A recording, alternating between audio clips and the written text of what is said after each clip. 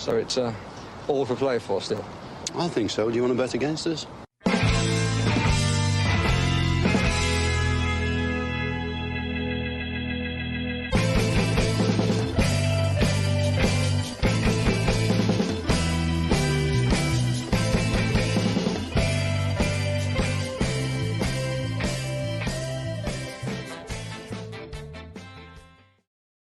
Hello, Villa fans, and welcome to For the Love of Paul McGrath podcast. I have a box of Madry here behind me that I've just noticed is upturned behind me. And no, I didn't go through the whole lot of those watching this game. Liverpool 3, Aston Villa 1. Lots of negatives, I suppose, lots of positives. I think that game could have been there for the taking for Aston Villa, but I also feel frustrated with some players that were on show today. And look, while nobody is going to sit here and say that Liverpool's first 11 isn't better than Aston Villa's first 11, you know, when you've got those opportunities and when you're punching upwards like Aston Villa have to do against Liverpool, we just didn't. And we looked a bit shy. We looked a bit, I suppose realistically, look, we go back to the very start, and you can see the first goal was just like the first goal, two really, really good crosses, but we just can't defend balls. The drop in towards the center of our two centre halves. We just can't. Our two centre halves just cannot be. They cannot command the box. They just can't. It's very simple. I said it before the podcast, and obviously I'm not piling in on them or anything, but I said before the podcast and I've said it before the game, should I say? We have an issue whereby if the ball doesn't drop onto either of our two centre halves' heads, they can't get turned around. Neither of the two of them can get turned around, can look to see runners coming from deep. There seems to be very little conversation coming. For all the worry we had about Robin Olsen, he pulled off some really good saves today. Yes, could he have been better? Absolutely. Is he Casillas? No. Is he Taldo? No. And we didn't expect him to be, but his distribution wasn't great, but he made some great saves. But what really frustrated me was our back four looked very incoherent again tonight. They look very incommunicative. There was obviously a reason that Ashley Young was started, and I thought our two fullbacks were almost positionless at times by default. I would say by design, they got involved in attacks, but we were very, very high. Our line was very, very high. Our two defenders have good pace, but you know, there was a couple of times where by Salah, like there was one time there in the second half, Salah ran 60 yards on his own with the ball, and Douglas Luiz was the closest man to him. So if we are going to play that situation, our two centre halves really have to be on their game, and they don't turn and look for players at all, and I found that really frustrating, specifically for the first goal. Second goal was a goal that we've seen tons and tons of times, and the reason for the goal we've seen tons of times.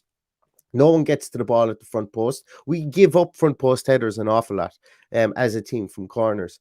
And the ball flicks back, and that gives somebody like Van Dijk time to peel off at the back post. He was marking Buendia initially, which, once again, I've been saying this, same with John McGinn. Our small guys always end up marking their big guys. I cannot figure this out why. It is obviously something that Villa want to do. Small guys mark the big guys inside there and be a nuisance and don't let him get a clean header. And that's all well and good until Virgil van Dijk peels off the back and then he gets a shot in, which does take a deflection off Konza. I don't think Olsen has any chance to save it coming through a body of players like that. But once again, our two centre halves don't react at all. No, there was no command there. And it just is frustrating. And I don't know what I should expect from those situations because we've seen it since 2019.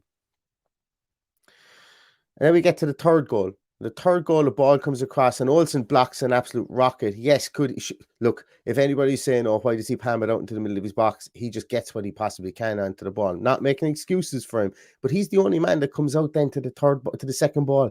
He comes out. Maybe he shouldn't have. Maybe he should stay in his line. I don't know. But there was, once again, we don't react in the box as defenders. And then Konza comes late. Ashley Young gets in front of it and Mings just basically lets the ball in through his legs. You know, it's stuff I don't expect. And it's stuff that happens us and doesn't happen at the other end. Like, how many times did our players run into Joel Matip tonight? But you know why? Because he stood up and he made himself big and he didn't open his legs. Little things like that. It's just frustrating. It's frustrating. Now, I am going to talk about some positives. Some positives for tonight. I think Boubacar Kamara is showing every inch why he is a highly rated player. I just think he was positionally our best midfielder today. Emi Buendia, I thought, had a good first half, and I thought he ran completely out of steam in the second half. Completely out of steam. Leon Bailey is beginning to suffer probably from Matty Cashitis, from the fact that he doesn't run at players and try and win penalties. A couple of times I would have liked him to do that, but he got in the ball. We had a lot of attacks. Yes, they didn't go in. Ollie Watkins isn't going to score with every single touch he has, and yes, he should have done way better with one of those efforts that he had, and the one that he stuck in the first minute of the second half, offside. I bet every single person, if you make that run that Ollie Watkins did, you've no way of knowing whether you're onside or not. But he was offside, and that's a big criticism of his. He's consistently offside, and he needs to learn those margins. But then he's finished. The finish that he did for the header was really good, and Douglas Luiz laid a lovely ball in for that header. I thought in fits and starts we played really well, but there were fits and starts, and we always looked nervous because our line was so high. Our line was so high again, and I know I'm doing an awful lot of talking, and I haven't looked at the comments, and I know people are probably screaming at me and stuff like that, and I'll get to those in a moment. But I found it as I think a lot of things we saw in the field tonight were individual, and there were individual pieces of brilliance from Liverpool. Those two passes, the pass from Trent Alexander-Arnold was a peach. The cross from Robertson was a peach. Don't take anything away from that goal. The spacing of our centre halves. There's something about it that has never changed, and it's always led to goals like that. I put up online on Twitter this morning. I was looking at, there was somebody talking about highlights from Aston Villa and Chelsea back in a Boxing Day fixture. And I spoke out, you just don't see so for the first goal that we scored, Sean Maloney, I think it was, you don't see space like that in the box anymore. But Salah found that space in the box between our two centre halves. And that's just what I find frustrating, because I don't know. And I don't know how you fix it other than personnel. I don't know. And I don't want to be one of these people who just says buy new players, buy better players, because we should have, and we should buy new players. Like, don't get me wrong, but you know, this stuff, some little things like that just shouldn't be happening. So anyway, I've got a lot off my chest. Some of it incoherent, some some I hope was at least slightly coherent as well. I want to say thanks to Matt Hanlon. I really appreciate that. Points in advance for the podcasters. Points needed on a Boxing Day, St. Stephen's Day today. Yeah, points needed. But thank you so much, Matt. I really, really appreciate that. I really do. Sweet Karma says the old goal shyness returned, and where were the subs? The subs piece is a great point, Sweet Karma, because I think on about 60 minutes, you could see McGinn, you could see Buendia. You know, they were flagging a small bit. They were. And it was late when we made the substitutions. So yeah, that is a fair comment, I think. Sorry for yawning, guys. Sorry for yawning, but it's just one of those afternoons. And he says, terrible at the back. Robin Olsen is not a goalkeeper. I genuinely don't think Robin Olsen was at fault for any of those goals today. Distribution is poor, but like, that's what we expect. Like, I don't expect his distribution to be brilliant. But I thought today he made some really good saves. I thought he made saves when he had to. Like, there's no such thing as as I've said before, there's no such thing as a lucky save when you're a goalkeeper, because you're paid to stop the ball from going into the net, whether it's intentional or unintentional. And while look, I'm not making any excuses for this guy. I think that that there's an upgrade to be made as our sub goalkeeper, but I certainly don't think he was the fault for any of the goals today. And when I watch it back, I might see something different. Potentially the third goal, you might say, why did it come charging out? But I would also point fingers and say, why wasn't there anybody else charging out? When that ball gets saved, and there's no way he can tip that ball anywhere else when he makes that save from the rocket. You know, it's just one of those ones. That's the way I saw it in real time anyway. Poor finishing, yeah, as Junior Bennett says, poor finishing cost us. I think it did. The one that sticks out in my mind, obviously, is there was an Ollie Watkins effort, and the one where he was offside. Definitely, those two on another day and with another striker might have gone in. The John McGinn header at the back post, he didn't expect it to come to him, and it hits off his shoulder, and he stoops to head the ball, and he basically passed it back to the goalkeeper. That one really annoyed me more than an awful lot, because you have to expect the ball that gets to you there. You have to expect that the ball is going to get to you there, and specifically when it's across. And it's little things like that. We aren't very ruthless in those instances, and Liverpool were. Liverpool were ruthless in those instances. It was element of fortune to Liverpool's second and third goals, you have to admit. But and arguably we created the better chances today, but we just couldn't get it done. And that's frustrating. That is frustrating, indeed. Yeah, and Top G's kind of sums it up for where I feel there was positives and negatives. I thought that the negatives were just they're things I've seen before, and that's why I'm pointing them out, is because I've seen them before, and it's annoying when you see them repetitiously over the course of three separate managers and over a 2-year period. That's the annoying part for me. But I think that there was some positives, but we do need quality. We do need quality. I definitely think, striker is needed, and probably centre half is needed, I think. But our Douglas, our Diego Carlos comes back and hits the ground running.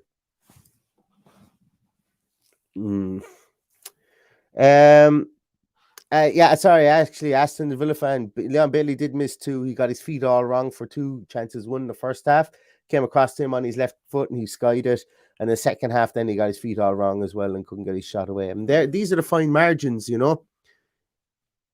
For Liverpool, you have Oxlade-Chamberlain, or you've got Salah coming onto those in the wide positions. They're going to make the goalkeeper work. Or you've got Firmino or whoever is playing at any given time. Leon Bailey scores the sublime, lovely ones when he gets the ball out from his feet from the edge of the box. But sorting out your legs, and it happened to him twice in the game as well. Yeah, which is unfortunate and needs to improve. Needs to improve on that for sure. Yeah, we can't be leaving those chances on the table, and we did. And this was an entertaining game from the amount of chances that were created on both sides. This one could have been a 4-4. I genuinely believe it could have been a 4-4. But the frustrating part for us is our chances weren't taken. Their chances were. Their goals had an element of error at some parts in their game. The goal we scored, I wouldn't classify it as a Liverpool error. I don't think the Liverpool team will look back at that and go, "Oh, this should have been done different," or "This is a glaring issue." And that's where Aston Villa need to get. If someone scores a goal against you and it's a goal and it's a really well-crafted goal and there's no massive errors within the positioning of defenders or spacing and stuff like that, then sometimes you got to hold your hand up and say, yes, it was a great goal. But for me, I feel for the third and the second goal specifically that we can't hold our hands up and say that there was a bit of panic or incohesion or what's the word I'm looking for? Indecision, in those. And while you don't want to go blundering into every tackle, giving away penalties, I felt there was a bit of respect given in both of those instances that maybe we need to kind of weed that out somewhere along the line. I don't know.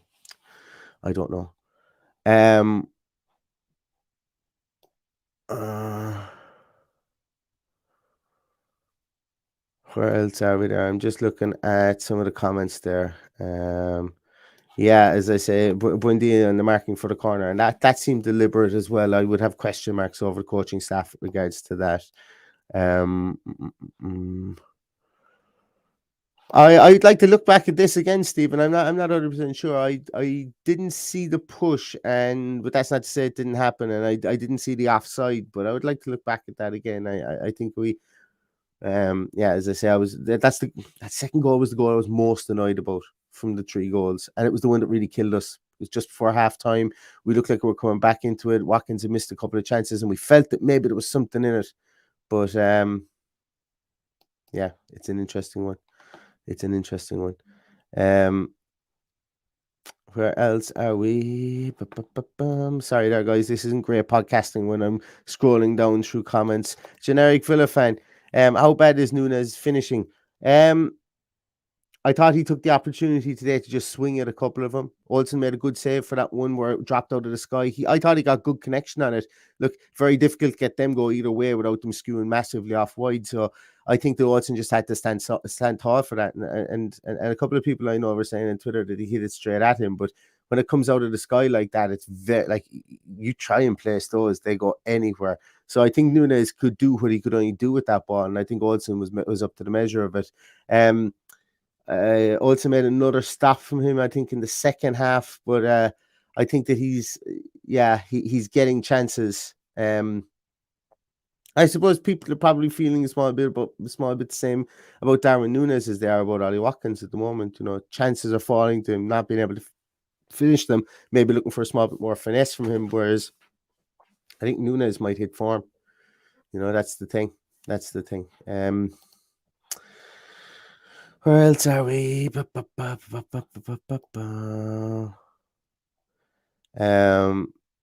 Sorry there, guys. Once again, I do apologize for this. Yeah, talk to me, guys. I'm seeing a couple of people say the ref was crap. Tyranny was an issue. I don't think the ref. I don't think the ref lost this game, but there was certainly a couple of situations, like I suppose the one that comes to mind is Alisson comes to punch a ball and Ollie Watkins stands underneath him. I don't think in any planet in the solar system, that is a free. That should have been a corner to Aston Villa. But look, them's the fine margins. I think there was a couple of ones there whereby, was it Naby Keita left one late in on Douglas Luiz? Probably should have been a bit of sanction there, but yeah, it was an interesting one. I thought Luka Dean was lucky. He went in full throated at the edge of our box when there was a bit of a scramble, and you know, some referees might have seen fit to blow the whistle and then look for VAR to back up their decision, but he kept his whistle in his pocket there. And yeah, look, could he have been better? I think so, but I don't think he was the reason that we lost the game today. I don't until I watch it back again and probably find about 10 more reasons. I think there's a conversation, guys. I think there is a conversation to be had about Luka Dean going forward, not going forward as in the literal sense of his attacking play. Luka Dean looks very, very underconfident at the minute. He looks like somebody that can be targeted, and he didn't look like that when he first came into the club. And I wonder what's gone on. I wonder why there's been this lack of confidence in him. Just little pieces like Ben Doak, who we mentioned previously in the team sheet tantrum, he comes on and he absolutely rolls him with just literally like a textbook how to plant your arse, let the fella make contact, roll around him, ball goes through your legs, goes through his legs, and you're off to the races. And it was very, very, very telegraphed. Little things like that you see from Dean. Yeah. Like there's a reason why crosses come in. He's look, there's another time, but I think the discussion about his defensive ability is coming more and more to the forefront. Look, he's a very, very good player. Very good player. Don't get me wrong here. I just, as I say, today a lot of players looked a small bit of a step behind, and I think he was one of them too. But am I writing off this team? Am I writing off Aston Villa? Do I think that this was a complete no hope of a game? Absolutely not. So for those of you who joined late, I do think there were positives in this game, but I do think that some parts were frustrating as well. And that's okay. That's what conversation is about. It's okay to be kind of frustrated with a couple of things. Because I know there's going to be people in that dressing room that will be frustrated with a couple of things they did in the game today as well. And maybe want situations back. I know Leon Bailey's going to want one of those two chances that came across to him back. I know John McGinn will definitely want to have been a step further back, expecting the ball to come to him so he could wallop it with his left foot as opposed to shouldering the ball back to Alisson. So like there's situations. Ollie Watkins probably wants one of those chances back. You know, there are situations, you know, and it's okay to talk about them without being overly negative. And I don't feel I've been overly negative. If I have, I apologize to you, but it's, you know, that's just the way it is.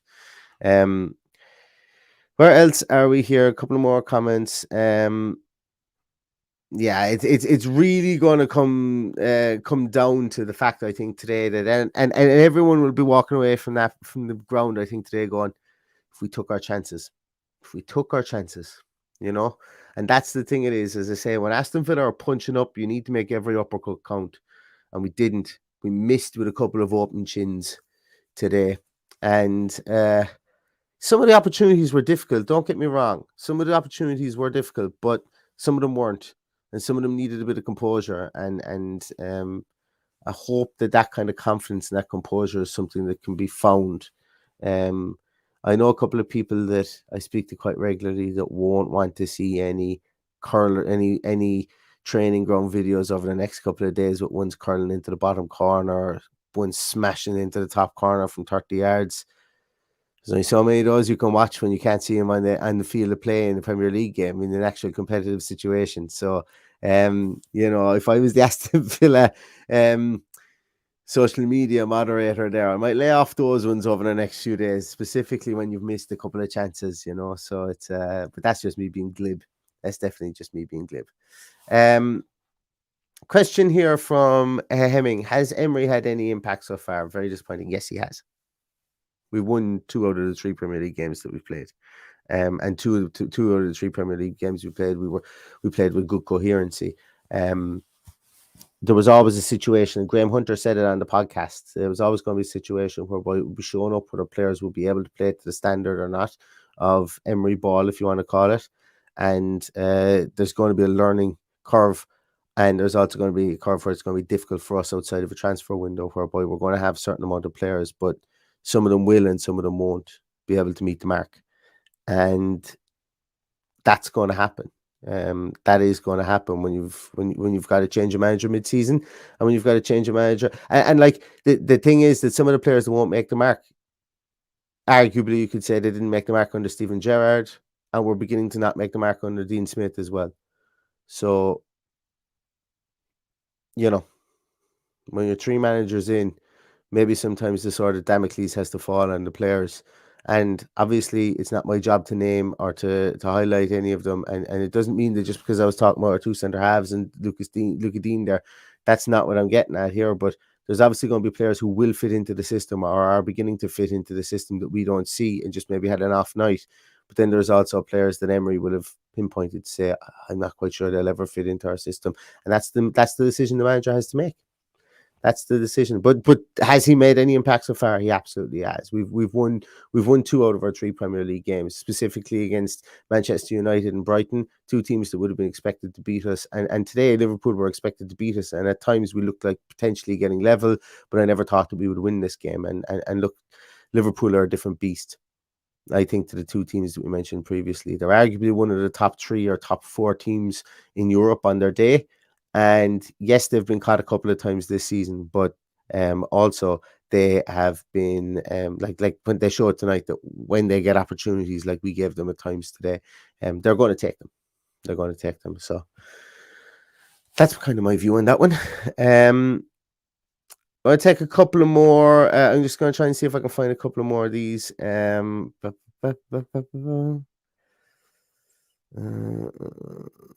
Yeah, Rod says here, I can't believe we are going to be recruiting yet another new backup keeper and yet another striker, but we probably need to. And I think, well, I don't think based on today's performance that Olsen did anything wrong. His distribution is poor, but yes, some goalkeepers can pass the ball, some goalkeepers can't. There's a reason why they're playing goals. If they were good with their feet, they'd probably be playing centre half, especially at 6'4", 6'6", whatever the situation is. But you know what I'm getting at. But and I never expected him to be able to ping a ball with his feet, and so maybe I'm being a small bit too forgiving on that. But I thought some of the saves he made today were really good. I thought some of the saves he made today were saves that he needed to make and he had to make. And if I put him up against Robin Olsen versus Manchester United in the League Cup, and you put Robin Olsen up against the Robin Olsen that played tonight, I think it's very difficult to argue that he didn't have a much better game tonight. Probably his best game that he's played in goals for Aston Villa, albeit Maybe the Man City game at the end of last season, but then again, he like the rest of the team, he went to potatoes at the end for the last 15 minutes. But I think tonight he was passable, for a goalkeeper. But like that and everything else, I do think that they probably will look at getting a new goalkeeper. As for striker, yeah, I think a new striker is needed. I think a new striker is needed. Yeah, for sure. All right, guys, I'm going to leave it at that. I'm a bit deflated, as you guys can hear, but not. I'm not out, as I say. I think there's a lot of things that we can build on there. The fits and starts that we had were really good. I thought we did have some quite good play in and around the box. At times, I think we were slow on getting the ball delivered. But then again, their defenders were much more sturdy than our strike force were, if that makes sense. But we got in behind them at times. We had opportunities, and those opportunities didn't beget the goals that we wanted, whereas their opportunities did. It's a frustrating game, but we march on towards Spurs over the next few days. Probably come back again and do another one of these podcasts. Maybe if Paddy's around, we might get his feelings on it tomorrow. Paddy was watching this in the pub tonight, so he couldn't come on. Actually, he asked me to drop him a fucking link. Oh no, but he didn't text me for it, so maybe it's maybe he wasn't able to get any reception. Paddy, if you're listening to this, I completely forgot to text you a link. I do apologize. But look, we're going to leave it at that, guys. Go in and enjoy the rest of your day. Look, it wasn't to be today. It's frustrating in parts, as I say, and you're right to feel frustrated. But we will be back again for the Spurs game over the next few days. And listen, just go away. Enjoy yourselves tonight. Christmas spirit is still here. Christmas celebrations still going on, I hope, wherever you are. And yeah, as I say, we'll be back again with a preview of the Spurs game, and also a team sheet tantrum and a review again of that game. So thanks so much, everybody, for watching, for listening. I really, really appreciate everybody and all the things that you do. There was 140 people watching this again today, even in the deepest, darkest doldrums of the defeat. So I really appreciate that. If you don't like the podcast, please give us a subscription. Please give us a thumbs up. Love you lots. Every single one of you. Go in, enjoy the rest of your night or your afternoon, as Rod tells me, because he's in the States. Go in, enjoy it, and love your loved ones. And Villa will be here again to let us down again in the future. I'm not in the not too distant future, I'm sure. So spend good times with your loved ones and have a few pints and or whatever you do to relax. And we catch you again the other side. So mind yourselves. Happy Christmas to everybody. Just gone, belated Christmas, and here's towards a great new year. Mind yourselves and mind someone else, and up the Villa.